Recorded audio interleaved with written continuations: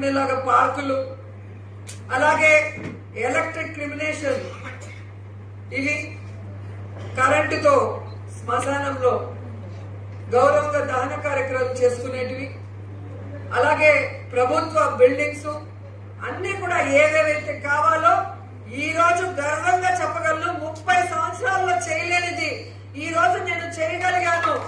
మీరున్నారన్న నమ్మకంతో, జగనన్న ఆశీస్సులతోనే ఇన్ని చేయగలుగుతున్నానన్న విషయాన్ని కూడా మీ అందరికీ తెలియజేసుకుంటున్నాను. ఒక్కొక్క వార్డులో వెళ్ళి చూడండి. గడప గడపకు మన ప్రభుత్వం కార్యక్రమంతో ఎన్ని పంచాయతీలు, ఎన్ని వార్డ్స్ లో తిరిగాము. లీడర్స్ చేయగలిగితే వాళ్ళతో చేయించాము, వాళ్ళు చేయలేనప్పుడు కాంట్రాక్టర్స్ ని రిక్వెస్ట్ చేసి చేయించాము. అది కానప్పుడు మేమే డబ్బులు పోయినా పర్లేదని ఈరోజు రోడ్స్, డ్రైన్స్, లైట్స్ చేయిస్తున్నాము. అంటే మన నియోజకవర్గాన్ని బెస్ట్ నియోజకవర్గంగా తీర్చిదిద్దే కార్యక్రమంలోనే అని కూడా ఈ సందర్భంగా తెలియజేసుకుంటున్నాను. ఈరోజు నగిరిలో అయినా, పుత్తూరులో అయినా, వడమాలపేటలో అయినా కూడా పిల్లలు చక్కగా ఆడుకునే విధంగా, యూత్ వాకింగ్ ఎక్సర్సైజ్ చేసుకునే విధంగా, ముసలోళ్ళు రిలాక్స్ అయ్యే విధంగా పార్కులు తీసుకురాగలిగాం తుడా ఆశీస్సులతో. ఇంకా మిగతా మండలాలకు కూడా త్వరలో కూడా చేయిస్తామని కూడా ఈ సందర్భంగా తెలియజేసుకుంటున్నాం. అలాగే యూత్ కి ముఖ్యంగా హెల్తీ లైఫ్ స్టైల్ ని అలవాటు చేయాలని జగన్మోహన్ రెడ్డి గారు ఆడుదాం ఆంధ్ర పెడితే నేను వారికి జిమ్స్ ఏర్పాటు చేస్తున్నాం. చక్కటి ఎక్సర్సైజ్ తో వాళ్ళు ఫిట్ గా ఉంటే వారి ఆలోచన విధానం బాగుంటుంది, వారి డెసిషన్ మేకింగ్ బాగుంటుంది, వారి లైఫ్ కూడా బాగుంటుంది. హెల్త్ బాగాలేకపోతే ఎంత సంపాదించినా వేస్ట్. కాబట్టి ఈ రోజు నిండ్రలో గాని, విజయపురంలో గాని, అలాగే నగిరిలో ఏ విధంగా జిమ్స్ ని కట్టించి, అలాగే మన బ్యాడ్మింటన్ కోర్ట్ ని రెనోవేట్ చేసి, అలాగే వాలీబాల్ గాని లేదంటే కబడ్డీ గాని అన్ని కూడా చేయిస్తున్నాం. ఇప్పుడు చూస్తే మీరు పుత్తూరులో స్కేటింగ్ రింగ్ కూడా కట్టిస్తున్నాం.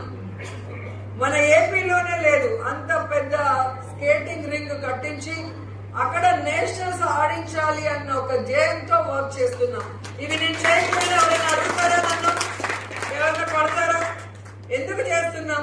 మన నగిరి అనేది బెస్ట్ గా ఉండాలి. ఇప్పుడు ఎలాగైతే దేశంలో ఆంధ్రప్రదేశ్ అంటే ఒక బెస్ట్ స్టేట్ గా జగనన్న తీర్చిదిద్దాడో, ఏపీ స్టేట్ లో నగిరి అంటేనే అందరూ గుర్తుంచుకునే విధంగా ఉండాలి. ప్రతి జిల్లాలో ఇక్కడికి రావాలి. అది స్పోర్ట్స్ పరంగానో, లేదా టూరిజం పరంగానో, లేదా ఇంకో రకంగానో మన కాన్స్టిట్యున్సీకి రావాలి. మన అతిథి మర్యాదలు తీసుకోవాలి, మన గురించి తెలుసుకోవాలన్న విషయంతోనే ఇవన్నీ కూడా చేస్తున్నాం. అలాగే మీరు చూస్తే చెప్పుకుంటూ పోతే పెద్ద లిస్ట్ ఉంటుంది, నాకే గుర్తు రాదు, అన్ని చేసుకుంటూ వచ్చేసాం. సో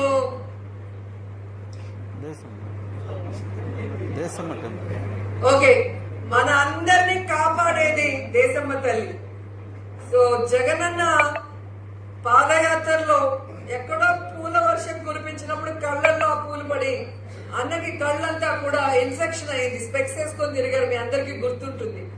అప్పుడు నేను దేశమ్మ తల్లికి మొక్కోవడం జరిగింది. జగనన్న పాదయాత్రగా నగిరికి వచ్చినప్పుడు దేశమ్మ తల్లి టెంపుల్ కి వచ్చారు. ఆ తీర్థం అక్కడ కళ్ళల్లో వేస్తారన్న సంగతి మీ అందరికీ తెలుసు. అక్కడ జగనన్న కూడా వేయడం జరిగింది. సో ఆ రోజు అనుకున్నాను, అమ్మ ఆశీస్సులు ఉంటే అమ్మకి మంచి టెంపుల్ కట్టించి అమ్మ ఇంకా సంతోషంగా మన అందరినీ కాపాడాలి, మనందరికి మంచి చేసే విధంగా ఆశీర్వదించాలని మొక్కుకోవడం జరిగింది. నిజంగా నా అదృష్టం. ఈరోజు ఒక టెంపుల్ కట్టాలి అంటే డబ్బుంటే కట్టలేం, భగవంతుడి ఆశీస్సులు ఉంటేనే కట్టగలం. సో అమ్మ ఆశీస్సులతో అద్భుతంగా టెంపుల్ ని కట్టా, వైభవోపేతంగా కుంభాభిషేకం చేశాం. ఇవన్నీ కూడా మనం చేయగలుగుతున్నాము అంటే జగనన్న ఆశీస్సులు అక్కడ, నగిరి నాయకుల ఆశీస్సులు ఇక్కడ ఉండటం వల్లేనే నేను గౌరవంగా చెప్పగలను. ఎందుకంటే మీరు గెలిపిస్తున్నారు కాబట్టే నా మాట అక్కడ చెల్లుతోంది. నా మాట చెల్లుతోంది కాబట్టే నేను ఏ పనైనా చేయగలుగుతున్నాను. ఆ విషయాన్ని మీరు అందరూ కూడా గుర్తుపెట్టుకోవాలి. అదే విధంగా చాలా విలేజెస్ కి మనం టెంపుల్స్ అడిగితే మామూలుగా ఎలక్షన్ అంటే వచ్చేస్తారు, మేడం గుడి కడుతున్నాము 10,000 ఇస్తారా 20,000 ఇస్తారా. 20,000 ఎందుకురా బాబు, నీకు 10 లక్షలు తీసిస్తాను రా అని చెప్పి టీటీడీలో ఏ విధంగా అడిగిన ప్రతి ఒక్కరికి కూడా టెంపుల్స్ కట్టిస్తున్న సంగతి మీ అందరికీ కూడా తెలుసు. అలాగే మన నిండ్రలో నేను ఎప్పుడో అపోజిషన్ ఎమ్మెల్యేగా ఉన్నప్పుడు సర్పంచ్ రేవంత్